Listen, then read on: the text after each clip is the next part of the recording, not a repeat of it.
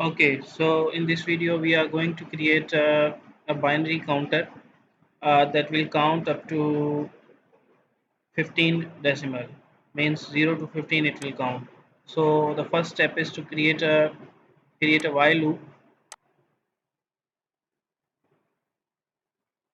Now connect a stop button with a while loop.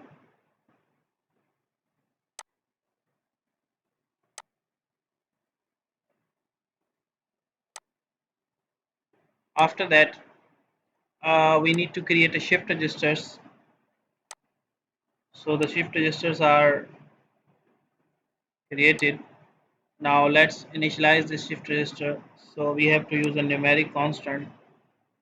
Now connect this numeric constant here. After that, we need to take a select function. So this is a select function. It has three inputs. The first one is T, second one is S, and then F. So the S input, which is the middle one, is used to select. Now if this is true, if this select input gets true, so this will pass T, whatever is connected with T. And if this is false, it will pass the value from this F. Now next we need a boolean push button. Let's name it as count. So it will count whenever we click this button, it should count. So we have to set this mechanical action as latch. It should not always be true.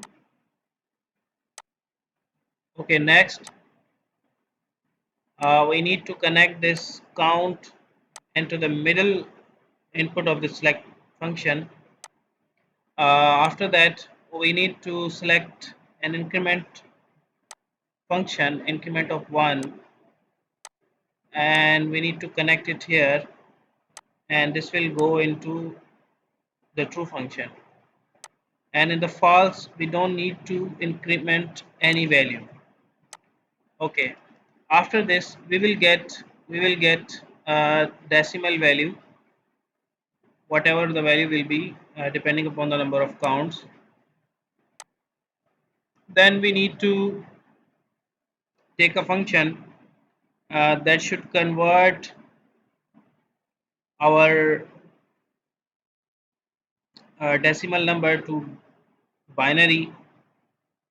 So we have to use this number to array. So we have to create this, connect it, and here on the output we will get a binary number. Okay, so we will get an array of binary number, right? Now let's create LEDs for our binary number. So let's say this is the 0 digit, and then we have a first digit, which is B1. We have a second digit, which is B2, and similarly we can copy this,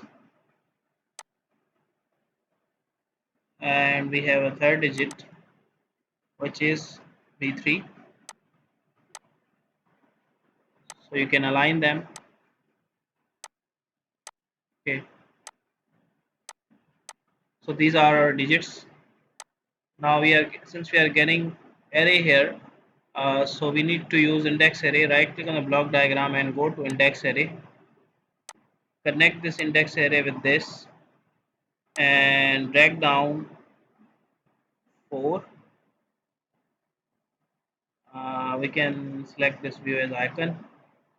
Now connect this B0 over here. This will be our first digit. Connect this B1 here. This will be our second digit. This will be our third digit, and this will be our fourth digit. So you have to connect it in this way. All right, let's connect this right here. Okay, so let me run this and press this. So you see, as I turn it on, the first digit is on, indicating that this is 1. Okay, let me connect a numeric indicator showing that whatever the value it shows, it should show the equivalent of that as well in decimal. So this will be our number right here. Okay, let's start. So I am, so it is 1. Next it is 2. So in binary 2 is basically 1 0. So this is 1 0 means 2. And for 3 means 1 1. 1 1 should be for 3 in binary. And for 4 it should be 1 0 0. Similarly 5 1 0 1, 6 7, 8 9 10 11 12 13 14 15. So it is 0 to 15 means total 16 numbers it can count.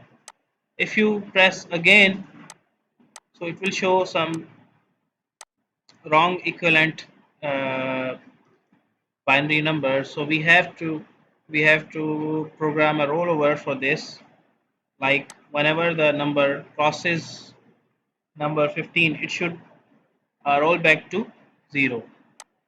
So for that, let's use this select function. Now what we want is, uh, we want that whenever the number exceeds 15, whenever this number exceeds 15, if this is true,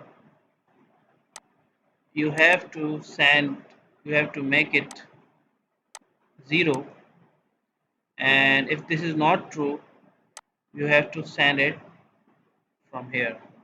Now we'll disconnect this wire and we will connect here. Now let's run it.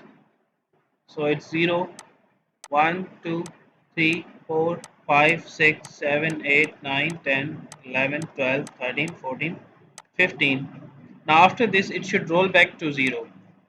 So it is again 0, right? 1 2 3. Similarly it is counting from 0 to 15 and it roll back to 0 again. All right, so that's all about this binary counter. You can make it up to any binary digit you want. It is 0 to 15. You can make it depending upon your application. Thanks for watching.